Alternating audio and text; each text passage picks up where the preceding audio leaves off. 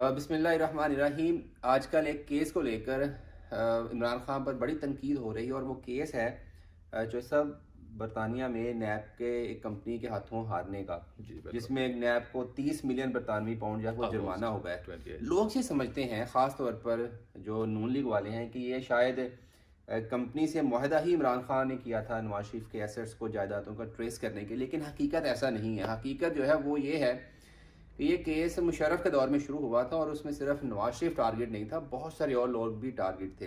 वो सारी तफसीलात आपके साथ शेयर करेंगे, क्योंकि उन सारी तफसीलात के लिए हमने एक ऐसे बंदे को अपने साथ बिठाया हुआ है जिनकी बड़ी एक्सपर्टीज़ हैं इस केस के हवाले से, क्रिमिनल लॉ के हवाले से। क्रिमिनल लॉ एक्सपर्ट्स हैं बरतानिया में, चौधरी मोहम्मद शफीक साहब। चौधरी साहब, बहुत शुक्रिया। सबसे पहले तो आपने बताना है, लेकिन उससे पहले आप हमारे नाज़रीन को बता दें, तो आपकी ख़ास तौर पर नवाज शरीफ के साथ या नून लीग के साथ कोई एफिलिएशंस नहीं है? सर, सबसे पहली बात कि मेरी ऑलमोस्ट किसी भी जो आप कह लें कि पॉलिटिकल जो पाकिस्तानी पॉलिटिकल पार्टीज़ पार्टीज़ हैं, हैं, किसे उनके किसे? साथ कोई एफिलिएशन नहीं है। और मैं एक प्योरली एक प्रोफेशनल हूँ। इसका मतलब है कि आपकी जो ओपिनियन होगी, जो मालूमात हैं, जी, जी। वो भी प्रोफेशनल होंगी, वो किसी के की साइड नहीं लेंगी। ना, ना, ना। चलें, ये तो अच्छी बात है। तो आज जो कुछ आप सोशल मीडिया पे इससे पहले देख रहे थे, उनको भूलिएगा। जो एग्जैक्ट केस है उस पर हम बात करेंगे और उसके कॉन्सिक्वेंसेस पे बात करेंगे। जो सबसे पहले ये बता दीजिएगा कि ये ब्रॉडशीट कंपनी है क्या, जिसके साथ हुकूमत पाकिस्तान ने मुआहदा किया था, और वो केस क्या था? जी, देखें, जब 1999 में मुशर्रफ ने टेक ओवर किया था, और उसके बाद उन्होंने ये सोचा कि हम जो जितने ये पॉलिटिशियंस हैं उनमें और भी लोग थे, रफली अबाउट 200 पीपल जो है ना, कि उनकी जो एसेट्स हैं आउट ऑफ कंट्री हो सकते हैं। पॉसिबिलिटी उनकी ये थी कि यूके में एसेट्स उनके होंगे। तो लिहाजा उन्होंने ये सोचा कि हम एक कंपनी का सहारा लेते हैं कि जो कि ये something like a private investigator, और उस उनका जो असल काम था कि आपने एसेट्स ट्रेस करने हैं। और ये यूके में काफ़ी कंपनीज हैं जो कि एसेट ट्रेसिंग का काम करती हैं, हम्म। और ये स्पेशली यूज़ होते हैं क्रिमिनल केसेस में, मेजॉरिटी उन केसेस में यूज़ होते हैं। और दूसरा इसका सिनारियो यूज़ होता है जो फैमिली केसेस हैं जिनमें डिवोर्सेस वगैरह हो चुकी होती हैं और वो फाइनेंशियल सेटलमेंट होता है, उनमें भी एसेट प्राइवेट ट्रेस की। जसूस से जी, जी। डिटेक्टिव लोग हायर कर लेते जी, हैं, जी। तो पाकिस्तान ने भी हायर कर लिया, तो जी, जैसा साहब फिर ये कंपनी की सारा कुछ जो सर्विसेज है वो नहीं। हमारे खान के ऊपर पड़ गया। अनफॉर्चुनेट है ये। मैं ये भी कहूँगा कि लोग चीज़ को असल में नहीं देखते कि ये केस कब शुरू हुआ, कैसे ख़त्म हुआ और कैसे है वो, क्योंकि उसका टाइम देखते इसका हैं कि खत्म किस तो हो गवर्नमेंट। गया, वो हम इसी दौर में हुआ। हाँ, उससे पिछले दरमियान में क्या कुछ हुआ वो बड़ा मसला लंबा है। अरसा है वो तो। 99 से शुरू हुआ, 2003 में आप लगा लें 4 साल का उनका जो एसेट ट्रेसिंग कंपनी थी उनका वर्क था, और उन्होंने अपना बिल जो है वो रेज किया। और 2003 में समथिंग जो हमें भी नहीं पता, पॉलिटिकल कुछ भी हुआ पाकिस्तान में, क्या वो कंप्रोमाइज हुआ या कोई और रीजंस बनी, हमें इसके एनआरओ बारे में बेसिकली जो जो भी सामने भी जो भी आया था, हाँ, जो एनआरओ हाँ, हुआ, वो कुछ हुआ। उसके बाद गवर्नमेंट ने इसको प्रोसीड करना छोड़ दिया छोड़ दिया, यानी कि हुकूमत एनएब, पाकिस्तान ने। हुकूमत पाकिस्तान और नैब ने जो है ना, जे ये आप जेहन में एक बात रखें कि कोई भी आप एजेंसी को जब आप इंस्ट्रक्शन देते हैं, कोई भी कंपनी को आप इंस्ट्रक्शंस देते हैं, जब आप उसके साथ कॉपरेट नहीं करते या आप उसको प्रोसीड नहीं फर्दर करते, जो काम कंपनी उस वक्त तक कर चुकी है, वो उसका जो बिल जो भी होगा, जो आपने एग्रीमेंट किया होगा at the time of instruction, तो वो कंपनी का हक है कि वो आपसे अपना बिल जो है वो चार्ज करे, जितना काम उन्होंने जो किया था। काम किया। तो बेसिकली कंपनी ने दावा किया कि 1999 से लेकर 2003 तक जो हमने काम किया है उसके हमें पैसे दे दें। उसके हमें पैसे दें, वो जो भी होगा। क्योंकि हम अब कंपनी का हिस्सा नहीं है, हम ना ही गवर्नमेंट का हिस्सा है, ना ही नैब का हिस्सा है। हम जो मीडिया के सामने जो बातें आई हैं, जो हमने इस चीज़ को इसको स्टडी किया है, जो चीज़ें हमारे सामने आई हैं, उसमें ये चीज़ सामने आती है। 2003 में हमने उनसे कॉपरेशन जो है ना, ऑलमोस्ट जो इंस्ट्रक्शन है विड्रॉ कर गए या कॉपरेशन करना छोड़ ठीक दिया। है। और उसके बाद आप देखें पाकिस्तान में और भी बहुत कुछ चेंज हुआ। 2008 में गवर्नमेंट चेंज हो गई, मुशर्रफ जो है आउट ऑफ पावर हो गए। जो जिन्होंने इंस्ट्रक्शंस 99 में दी थी, 2008 के बाद उनका कंप्लीट जो वो है तो ना सीन से आउट हो चैप्टर गए, वो क्लोज तो हो गया। सीन से आउट हो गए। हाँ जी। अब इसमें ये देखें कि अब वो इंस्ट्रक्शंस किनके खिलाफ थी। वो इंस्ट्रक्शंस उनके खिलाफ थी कि जो 2003 के बाद ऑनवर्ड, क्योंकि ये जो भी गवर्नमेंट का पैचअप हुआ या एग्रीमेंट हुआ या नेगोशिएशंस हुई, कुछ भी आप कह लें, एनआरओ हुआ, कुछ भी कह लें, वो उसके बाद जो पावर्स में आए हैं 2008 से लेके अपने ऑनवर्ड 2018 तक, और इवन अब भी जो होंगे शायद उनके खिलाफ भी कोई ऐसे लोग हो सकता है 200 पर्सनालिटीज में मौजूद हों कि उनके खिलाफ इन्वेस्टिगेशंस थी, और वो लोग जो पावर में आए, क्या जिनके खिलाफ इन्वेस्टिगेशंस के लिए आपने इंस्ट्रक्शंस दी हैं और वो लोग पावर में आ जाते हैं, नैब उनका हो जाता है, क्या वो उस कंपनी को उस लेवल की इंस्ट्रक्शंस दोबारा दे सकते हैं? क्या वो केस को उस लेवल का इन्वेस्टिगेशन के लिए फर्दर प्रोसीड कर सकते हैं? ये एक क्वेश्चन मार्क है जो कि हमें सब एक और सवाल भी है, ये वो यही है कि जब मुशर्रफ नहीं रहा, मुशर्रफ का जो दौरे हुकूमत था वो ख़त्म हो गया, जरदारी साहब आ गए, फिर नवाज शरीफ साहब आ गए, तो क्या कोई ऐसा रास्ता था दरमियान में कि अगर ये दोनों साहब कुछ करते ताकि केस भी ख़त्म हो जाता और जो अभी जो फाइन हुआ है शायद वो कम होता? जी हाँ, ये एक एक मानी केस जहाँ पे बात है उसके, क्योंकि देखो इसको हल करना गवर्नमेंट्स का या नैब का काम था।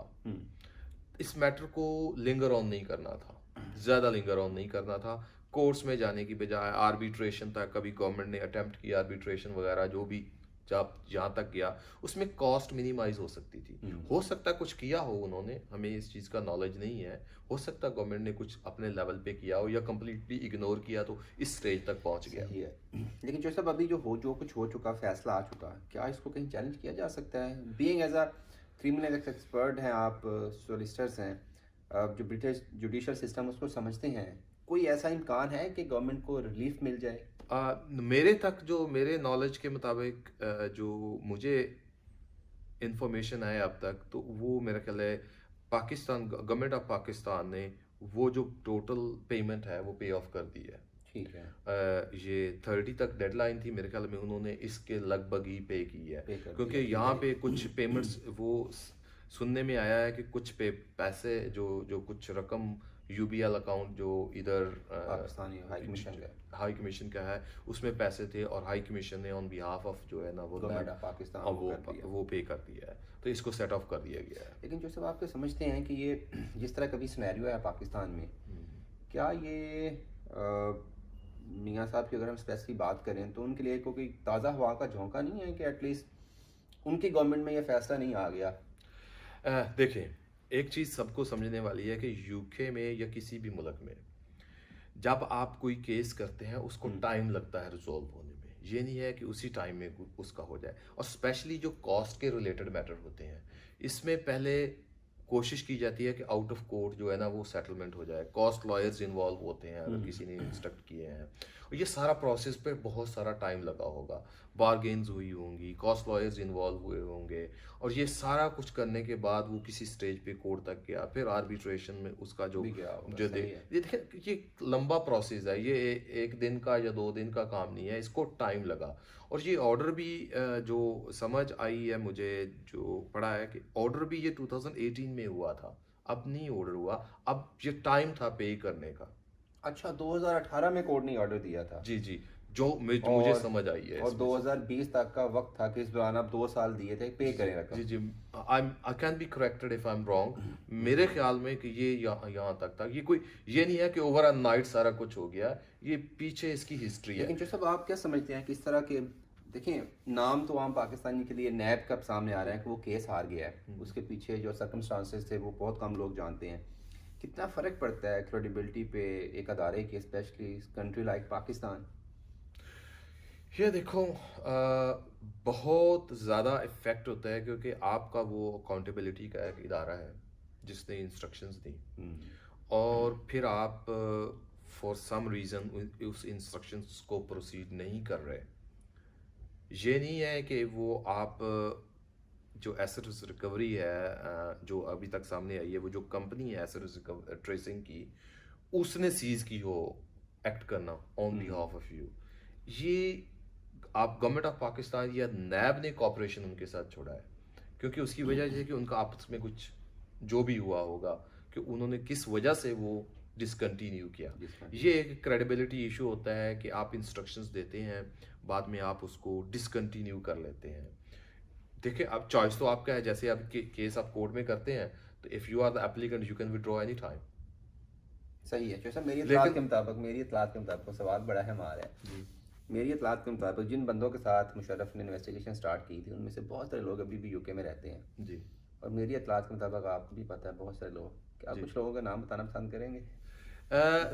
सर, ये तो मैं नहीं कह सकता, लेकिन मैं एक चीज़ आप लोगों को ये कहूँगा कि देखें, ये जो एसेट्स ट्रेसिंग है ना, ये वाइट कॉलर क्राइम है, जो जितने भी ये सिलसिला होता है, इसमें ज़्यादातर हमारी जो अप्रोच होती है वो सिर्फ है ये इसका नाम और इसकी फैमिली मेम्बर का नाम पे एसेट ट्रेस कर लो। आपको नहीं मिलेगा उनके नाम पे। इनका बहुत लंबा चौड़ा जो नेटवर्क होता है, अगर कोई किसी किस्म का पाकिस्तान में भी होगा वो जरदारी साहब वाले केस में, एक वो बेनाम बेनामी जिसे प्रॉपर्टी आपके बेच कहते मारा हैं, है। बिल्कुल। तो वो इस तरह के और बहुत सारे ऐसे नेम होंगे। अगर ये भी एक ये देखें ना आप, एक वो मीडिया में, सोशल मीडिया में आ रहा है कि जी एसेट ट्रेसिंग कंपनी को कुछ नहीं मिला। अगर एसेट ट्रेसिंग कंपनी को जो नाम दिए गए होंगे, अगर एसेट्स ही उनके नाम पे नहीं है, तो एसेट ट्रेसिंग कंपनी क्या करेगी?